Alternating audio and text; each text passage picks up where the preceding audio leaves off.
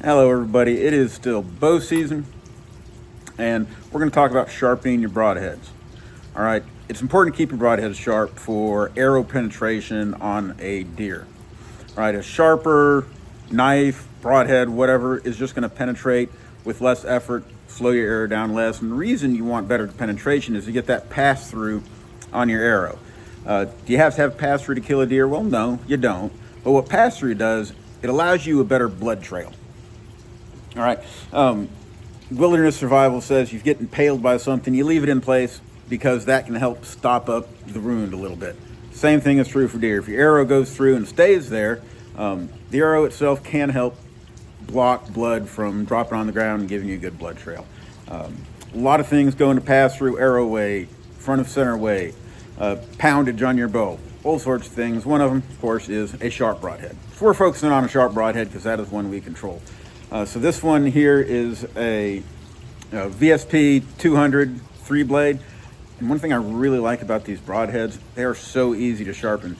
And they make them flat. So you can literally just stick it right there and get your broadhead sharp.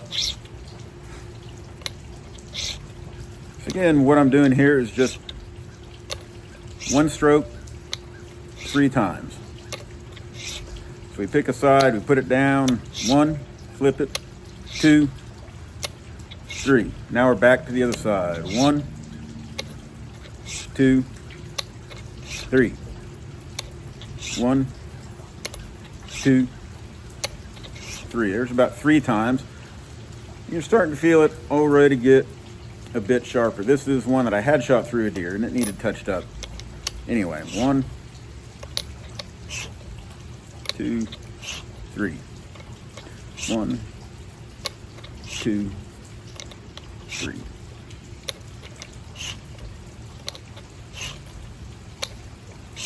Nice thing is about just flipping it, you get both sides of the apex automatically as you flip it.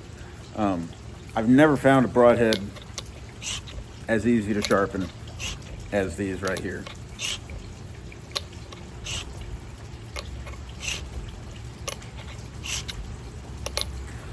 You know, folks have asked, do I need it razor sharp? You don't have to have it razor sharp. It'll help, you know. Like I said, even a dull broadhead moving, let's say, at traditional speed, 150, 180 feet per second, is gonna cut, right? It will slice and enter the deer. The trick is, will it go all the way through? Maybe, maybe not. Depends on where you hit it, what else is in the way. You know, sharpening your broadheads is one of those things that's just so really relatively simple to get done. Once we get done with this one, I've got another one here. I'll show you.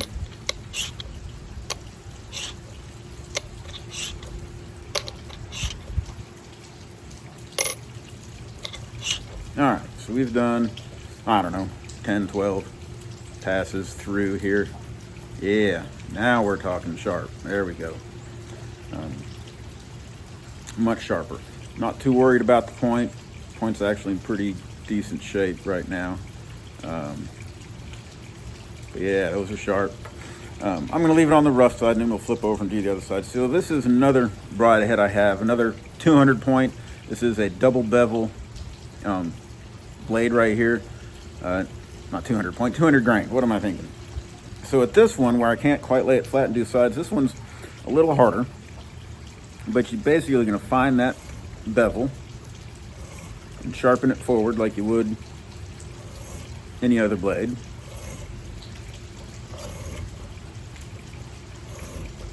All right, feel for that burr you got going, flip it over, get it on that bevel again, same thing.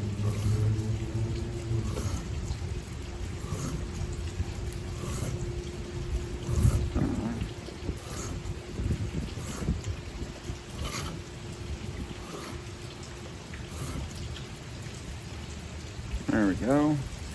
Now we'll do some alternating passes on it.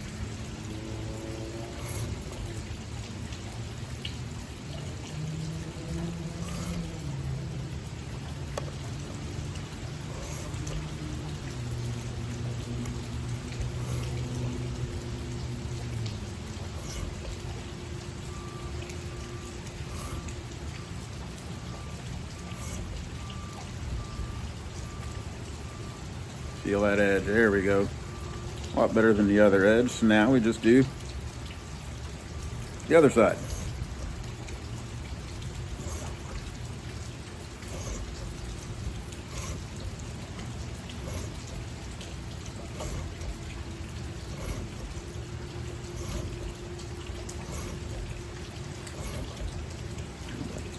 And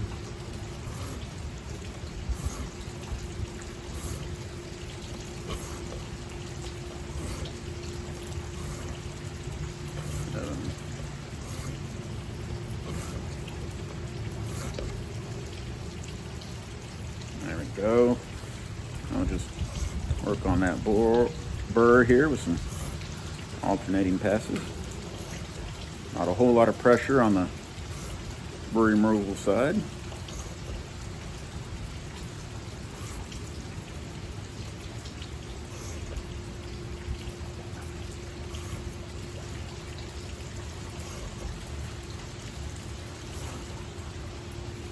Ooh, yeah, there we go. Now we're sharp. So this arrow here does have these little bleeder blades. If I had my thing to take off the thing, I would do it, but those won't really be able to sharpen great, but we're just going to give it a try here. You know, best we can.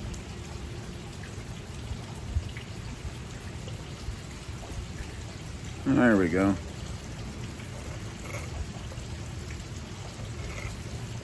That'll get it.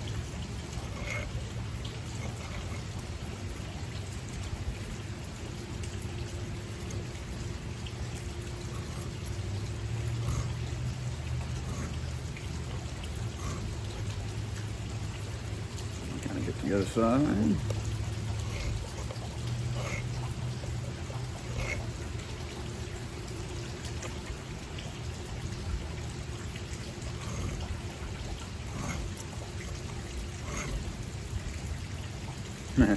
There we go.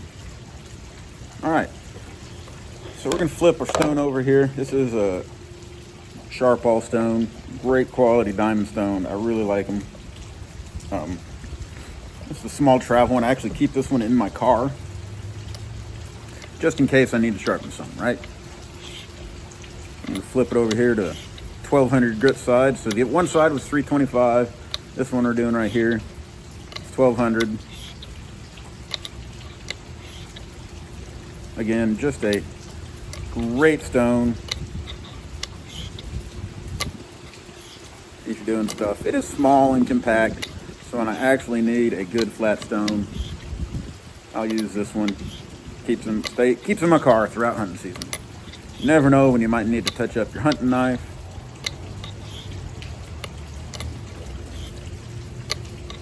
Or your broadheads.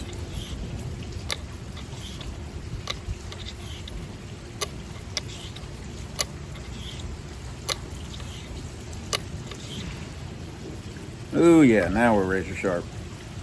Again, same thing on this one. We're gonna do one side at a time.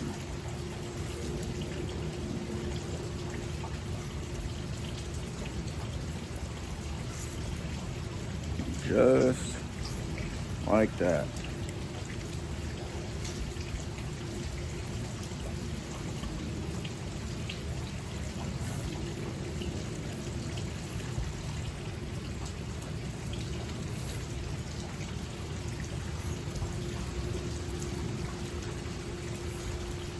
You know, some folks do strop their broadheads. I don't need it that sharp. All right. I mean, you could. Nothing wrong with it. And I have in the past. But typically, I am not going to strop my broadheads.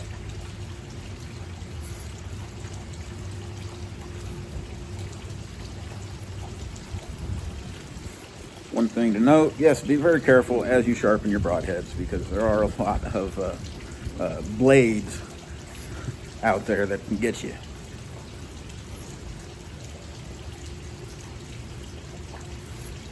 One reason I do like this broadhead in particular is it's narrow.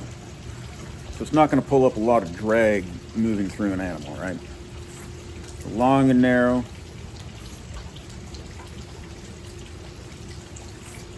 It will leave a good amount of blood though, especially with the little bleeder blades on there. Those can really make a difference.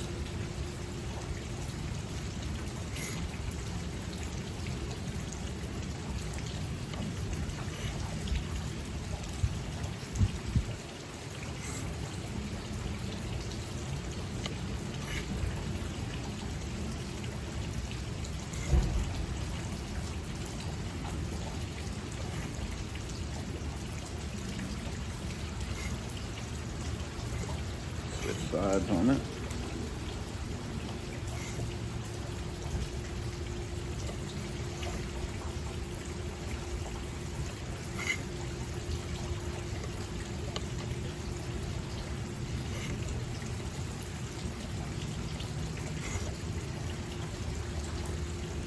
Yeah, that's what we like. Now, granted, my fingers are getting a little cold. I'm sitting outside doing this on this day.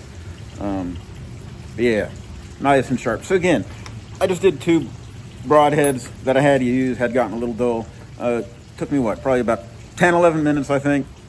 So keep your broadhead sharp, not hard to do. Get a good stone, keep it with you, and you can knock out your broadheads really, really quick. Again, very important to do for that good pass through and everything else on deer as you hunt. Till next time.